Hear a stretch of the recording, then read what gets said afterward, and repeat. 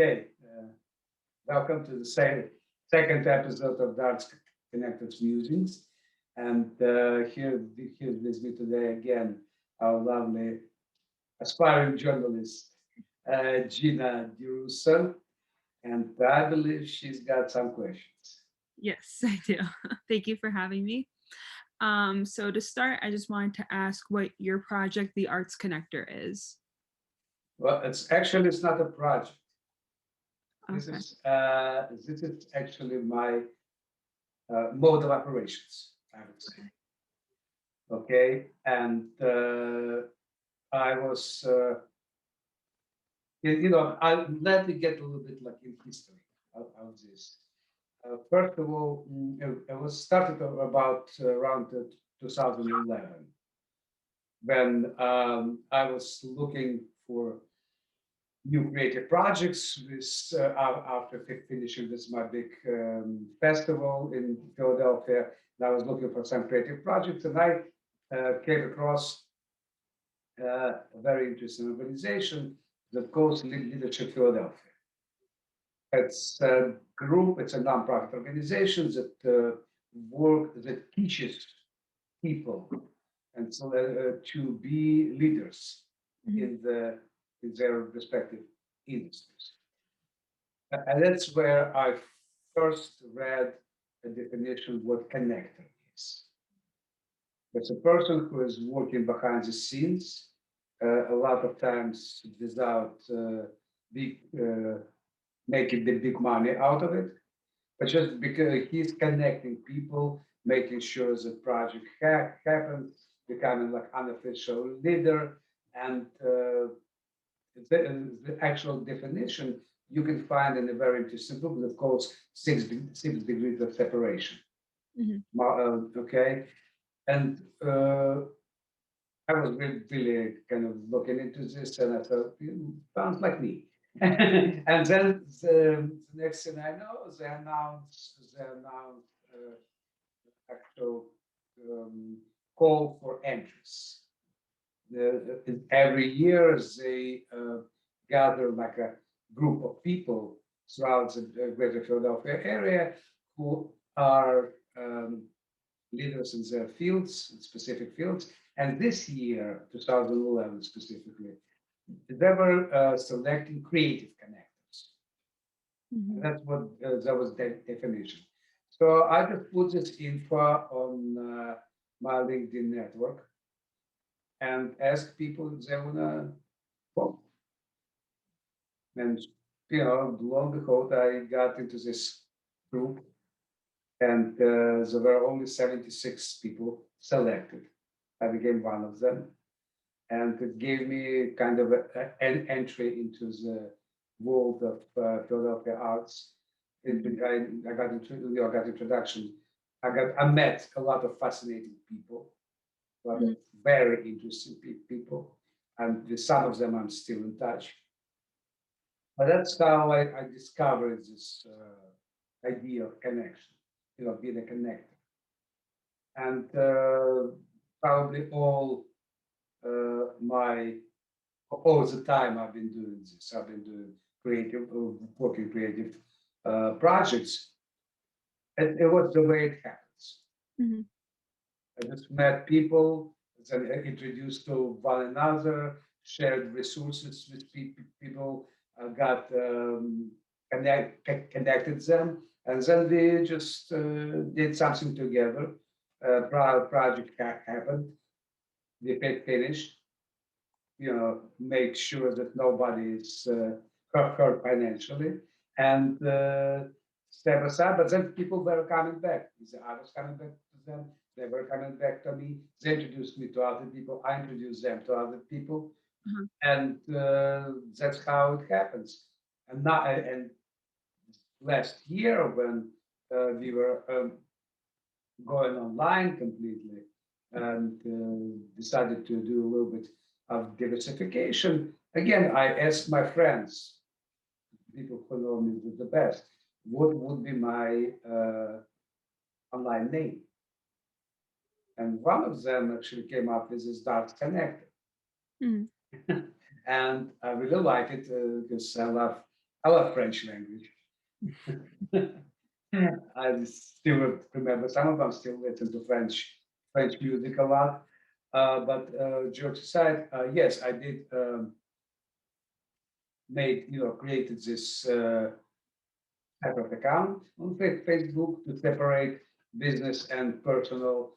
I created a separate website where I put all my interviews that I did over the years with different people. And my good friend, Jim Big G, created this intro and the logo that you've seen actually already a couple of times. So that kind of story in short. Okay. Sounds good. So who has been featured on the Arts Connector so far? Who have you talked to? Oh, I talked to many people. I talked to many people. On the Dance Connector channel itself, uh, I have interviews with some interviews are in Russian, some interviews are in English. So, for example, uh, I was working with local musicians and and singers who were creating a special program dedication to Galina Vishnevskaya. Galina Vishnevskaya is a famous Russian opera singer who came to United States in 1960s, along with her none less famous cello player, Rostropovich, Mhm. and they were brought by one of my heroes. Actually, there was a producer, Mr. Murok, uh, who brought a lot of artists from Soviet Union, from former Soviet Union to America and to the West during the most terrible times of Cold War. So, but they did a program, the dedication to Elena Vishnevskaya, and we actually had a space at this time, space in Southampton, near Philadelphia, and I interviewed them there. We did 20 minutes, I believe. Then we had the group that you probably already seen on our other channels. They participated in one of our marathons at Rio Grande. Mhm. So three pianists playing the one piano. I did interview with them. Then there were two actually interviews with our favorite dancers, Latin dancers. I did interview before their first show that have, we presented in 2018. And I also did interview last year before the second shows that we presented. And it was the first one with was personal, face to face, and the second one was via Zoom. Mhm. Both of them are here on this channel. I did interview with Asa Karipanova as a piano player who we presented in November.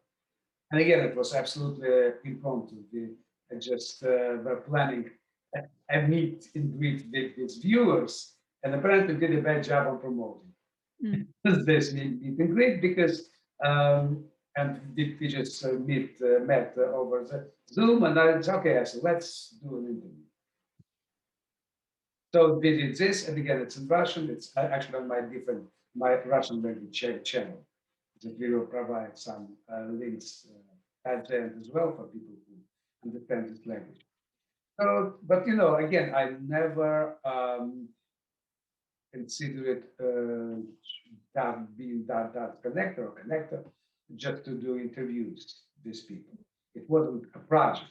It wasn't a specific project. It just kind of went. It happened naturally. Mhm. Okay, so but it's actually again it's a mode of operations. It's a mode of how I can communicate with people, how I try to make something, to find something useful for them. If I know something useful, I will share. You probably already know that, right? Okay. Sounds great.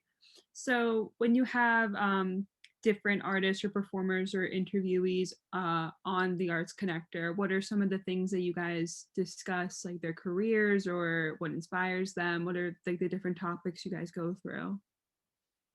Uh, See, again, it happens not just on Darts Connector channel, it happens pretty much every time. We always do a bit before each event. It's a long-standing tradition already.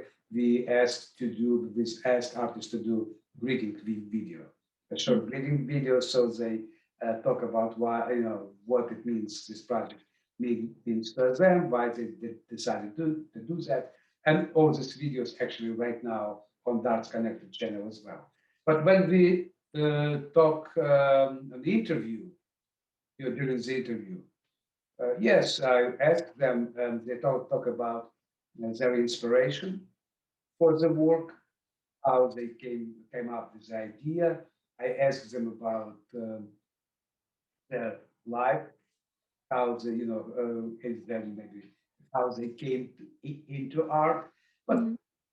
basically, it happens. I'm not a big fan of planning or writing a script for the interview because, Mhm. yes, I definitely do my homework. I try to learn a little bit about people that I'm talking to, but we just have a friendly conversation. Okay, pretty much same as we have right now with you. Yeah. Nice. Um, so what do you like the most about it? What's the most inspiring part to you about speaking with everyone and running the operation? The most inspiring part, it's meeting new people, Mhm. constantly meeting new people, meeting not just any new people, but fascinating people who are Mm. doing absolutely incredible things. Like you see this college, right? Mhm. Behind me. And I can tell you, that's I can tell you a couple of stories, uh, depending on how much time we have. About each of the people featured there. Let's start with young lady on the left hand side, on the Mhm. top left hand side, Tatiana Kauka. Uh, I know her since I would say 2013, when she was still a student and aspiring singer-songwriter. We did a program in our synagogue where we normally present events dedicated to the War of 1812. It's not a war every 1812 that you guys learned in high school in America. Mhm. It's a war of 1812 that we were learning in Russia in our high school. It's about Napoleon invasion to Russia in 1812. Wow. Okay, yeah. So they did a whole production. I was even singing. It was the first time I was on stage. I don't know how it happened, but it just happened naturally. But we had uh, plenty of people, about 11 total artists. It was a great event, and that's when I first met Tanya. Mm. We even have a photo in our archives where we worked together at this event. And then I was very working very closely with her mom, who I just talked to her today, by the way, who is very active in our community. She used to be an editor in the local Russian language newspaper. She's very active in promoting arts. She went to pretty much all of my events, helped as a volunteer, and so on and so forth. So when uh, I learned that Tatiana actually became uh, a professional singer-songwriter. I invited her to set a couple of our events. Mhm. and she performed at the event on March 1st of last year. She performed. They did a virtual concert from her house.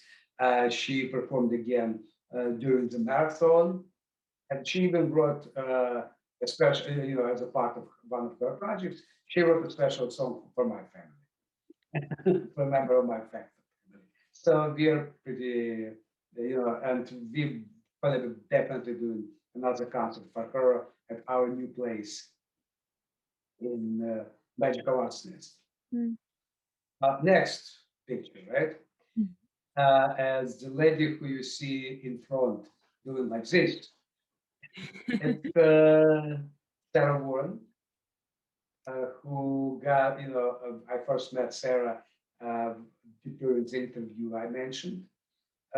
This cast and crew of Barry Mamalotion and Dance that they presented in 2018. And she just joined the group for the first time she joined the group.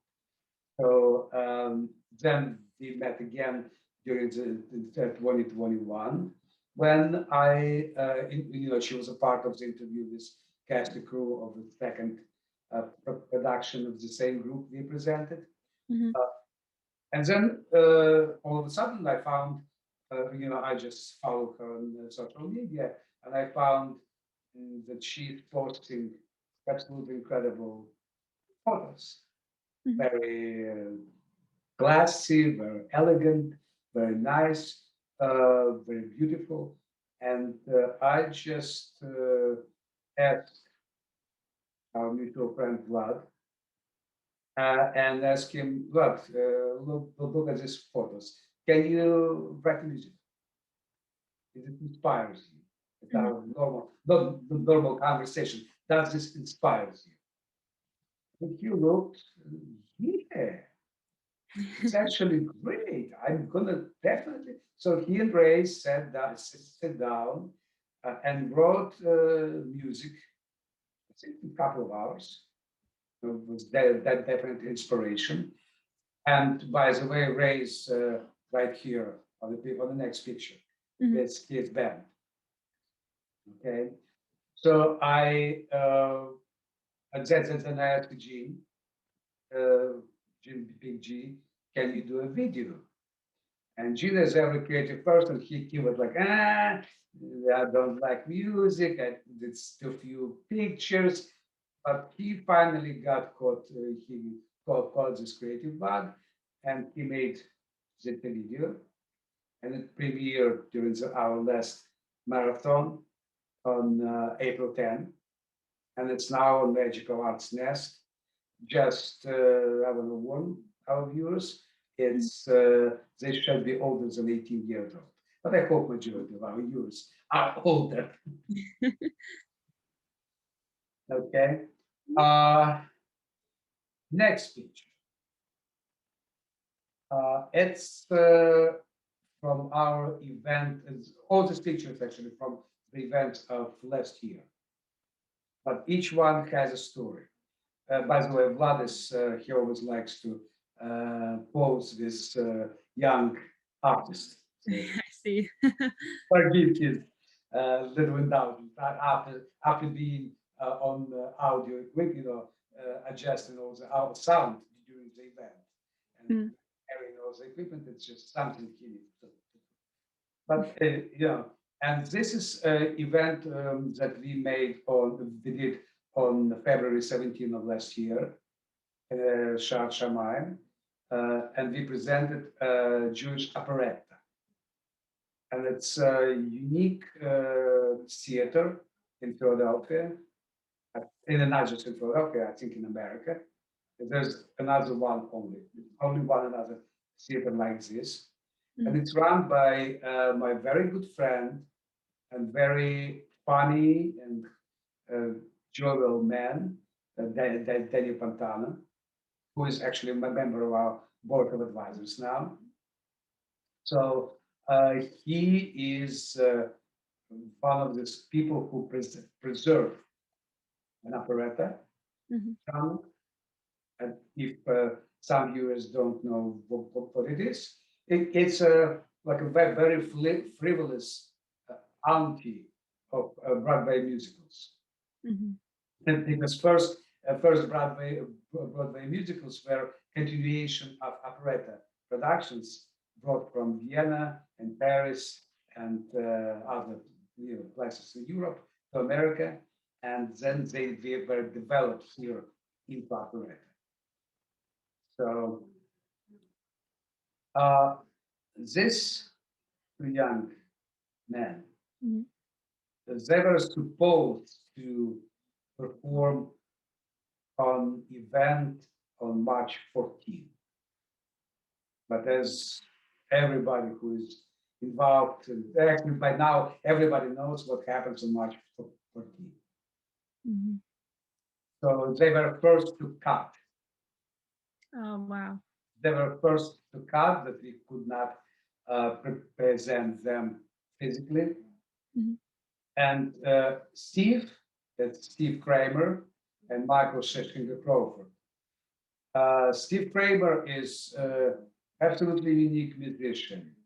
He is the cellist, and he is a fifth generation musician. So his great great grandfather and grand grandfather and great and so on and so forth. They all were musicians. They were. He actually lived in Netherlands, if I'm not mistaken, when he came to America with his then wife. Then he divorced. So that's like a lot of story. He first he performed for me in 2010 Mhm. on a volunteer basis. Then we presented him in 2014 when he started our program in Glenford on that Delaware. But at this point, we kind of went separate ways. He had crisis, uh, family crisis and personal, Mhm. but he recovered, and I was really glad to see him back in a concert with Kid Chrissy. Mhm. And then I thought, you're in. You need to actually do something together again. And at this point, he was working with this young gentleman, Michael Schenker Crawford, who's half American, half Japanese, Mhm. and he is incredible violin player. And with Michael, it's kind of very interesting what happened. Again, we could not present them on March 14, but when I was approached by Group News Philadelphia organization, Group News Philadelphia, if I'm interested to host an event, and we went through the list of potential potential musicians. And oh my God, it's Michael. That's sure I want to present him here. I was about to present him like this, so let's do it. And we did it on Father's Day. Mm. And just do a little pivot to how I know group news. Mm. Because it will show you and our viewers how this connector thing works. It was in 2018 when group news, which is probably the best thing that happens to classical music for in a long time. Mhm. As they created a national program of bringing classically trained musicians into people's houses. Wow. Okay, so they organize through their online platform. They organize classical music concerts in people's houses and making sure that people are happy and artists get paid. Mm. It's very ingenious. And I was privileged to meet the founder of this program, Sam Botkin, when he visited Philadelphia. I went to meet him. We talked, we connected, we continued to get in touch. Then we did an absolutely fantastic event in 2018 in the summer when we presented one of our um, like in-house musicians, I would say, at this point.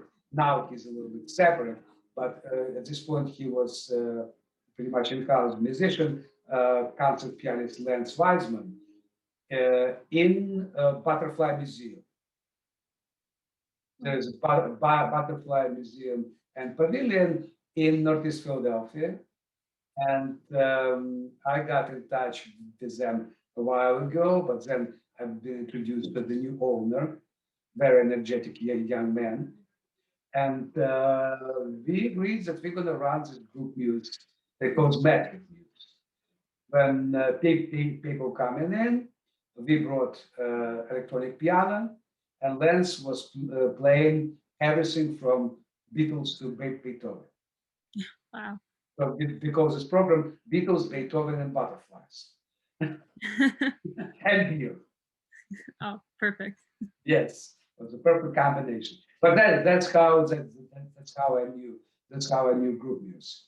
So when they already knew me, they came back. They asked to host the event. I did host, and it was great. And Michael, but what's even more interesting is that Michael at this event, particular event, he pivoted. He decided not to play the regular classical repertoire that all the violinists are playing, but he decided to play music from Japanese anime movies. Oh, wow. Yeah, like I love those movies, by the way. I'm a big fan, and music is beautiful. So he started to play this music, and people were, but and his channel, YouTube channel, just exploded right before my eyes. Mm-hmm. Guy found his niche. He found his actually people, and it's just exploded. It's just unbelievable. Mm-hmm. Okay, I'm I'm not going to talk probably about Macy at this point because she is a darling and she is. We had a great time presenting her last year, but at this point, it still was one-time event. I hope we will be back. But when it happens, I will talk more about this. I want to concentrate to tell you about this group, this three gentlemen trio, pilgrims. Okay, and it's again, it's a line. It's a line. It's a connection. First, I was introduced to this guy on the very left from me, Vlad Friedman, who is an incredible guitar player and not a bad singer at all.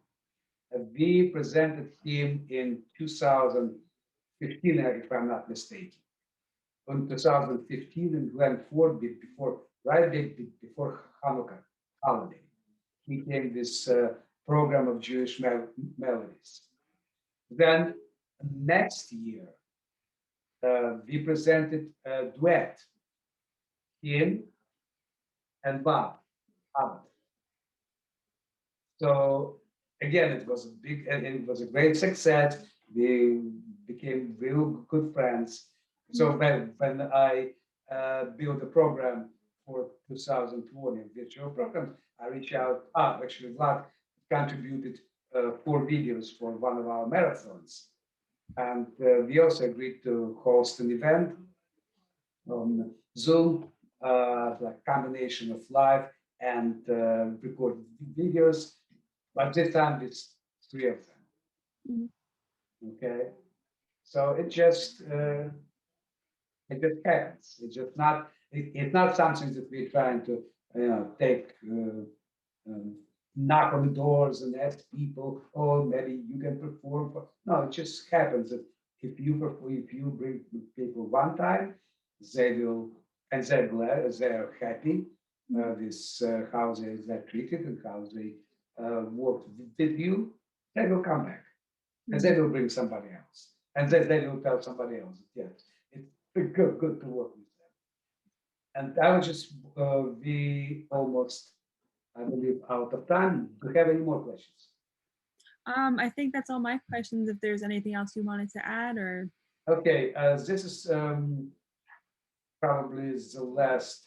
Let me see if I can show somebody else. Oh, yeah. Sorry. Okay, here we go. Mhm. The best for last. Uh, this is again something that happens out of the blue. Uh, if I was a member of a group on Facebook, Classical Musicians of Philadelphia. I just kind of joined them in hope to get maybe additional connections and see if I can invite any of the members of the group. And we became pretty good friends, not friends, but at least we talk a lot with the moderator of the group, who happened to be a harpist. He happened to run art festivals in Mhm. Philadelphia. He used to. And he, even at some point, we were talking about inviting one of the harpists, his harpist to play in this butterfly pavilion. And but then we realized that not, so a lot of logistics involved, a little bit too difficult, and so on and so forth. But then in January of last year, he contacted me via message and thought, Mike, you know what? I have this young Russian-speaking, Russian-born artist, Sasha Boldyshev, who is coming to America to celebrate his birthday, and he's going to be celebrating in Carnegie Hall.